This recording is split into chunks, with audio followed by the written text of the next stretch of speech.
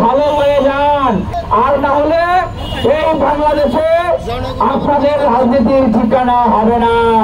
জাতীয়তাবাদী দলের অঙ্গ সংগঠন এবং নেতা কর্মীদের উদ্দেশ্যে বলছি, আপনাদের কি মনে হয় ক্ষমতায় চলে এসেছেন, তাই না? শুনলে একটা ভাব আসছে, তাই না? ওই যে ক্ষমতার একটা গরব আছে, তাই না? ক্ষমতার ধর্ম, ক্ষমতা বড় পিচ্ছিল জিনিস। আমরা আগে ওই ঢাকা বিশ্ববিদ্যালয়ের জায়গায় জায়গায় ছাত্রলীগ আওয়ামী লীগের বিরুদ্ধে বক্তব্য দিয়েছি, একই কথা বলেছি। আপনারা আপনাদের রাজনৈতিক ক্যারেক্টারকে পরিবর্তন করেন, ভালো হয়ে যান, আর না হলে এই বাংলাদেশে আপনাদের রাজনীতির ঠিকানা হবে না। তো তখন এই ছাত্রলীগ আওয়ামী লীগের অনেকে আমাদের নিয়ে হাসি ঠাট্টা করতো, আমাদেরকে মারতো, আমরা তো সংখ্যায় কম ছিলাম, পিটাইতো। আমরা কি বলছিলাম? অনেক বন্ধু বান্ধব বলতো তোরা তো পাগল হয়ে গেছিস, শেখ হাসিনা আওয়ামী লীগ ছাত্রলীগের বিরুদ্ধে লাগছে, ডিবির কাগজে হাত ঝুলিয়ে মুখে কালো মুখোশ পরিয়ে ঘন্টার পর ঘন্টা গজারি লাঠিতে পিটিয়েছে আমাকে। আমাদের অসংখ্য নেতা কর্মীদেরকে নির্যাতন করেছে। আর কি বলবো জানেন? ঢাকা বিশ্ববিদ্যালয়ে পড়ো, পাগল হয়ে গেছে না? শেখ হাসিনার পতন করবো, আওয়ামী লীগের পতন হবে, এই দুঃস্বপ্ন দেখবে না। বাংলাদেশে আওয়ামী লীগ আর বিএনপি এর বাইরে কোন রাজনৈতিক দল হবে না, এর বাইরে কিছু হবে না। কথা কি ঠিক নাকি? কথা ঠিক?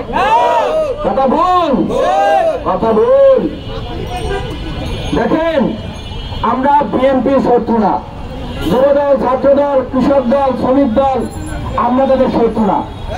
তারা দীর্ঘ 16 বছর নির্যাতিত হয়েছে। আমি এই সূর্যমুখী আগের ভারতে 7 মাস সলিডারি কনফারেন্সে ছিলাম। বর্তমান যুবদলের যিনি কেন্দ্রীয় সভাপতি আব্দুল মোনায়েম মুন্নালাই, উনি আমার উপরে তলায় ছিল, আমার প্রতি স্নেহ আচরণ করেছে। কিন্তু বাস্তবতা হলো দলের রাজনীতির ক্যারেক্টার তো চেঞ্জ করতে হবে, হবে না? আপনি যত ভালো মানুষ হন, আওয়ামী লীগের সময় বলতাম ছাত্রলীগ আওয়ামী লীগ এমন একটা মেশিন, এটার ভিতরে কোনো ভালো ছেলে মেয়ে ঢুকলেও কি হয়ে যায়? সন্ত্রাস, ধর্ষণকারী হয়ে যায়। এখন এই দলটা বর্তমানে বাংলাদেশের বৃহৎ জনগোষ্ঠীর প্রতিনিধিত্বকারী একটা দল।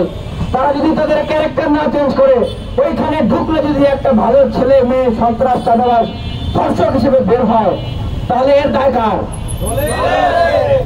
এখন ছাত্ররা স্লোগান দিচ্ছে যে আপনারা হত্যার দায় নেবেন না, ধর্ষণের দায় নেবেন না, খুনের দায় নেবেন না, কি বলে? চাঁদার ভাগ তো নেবেন।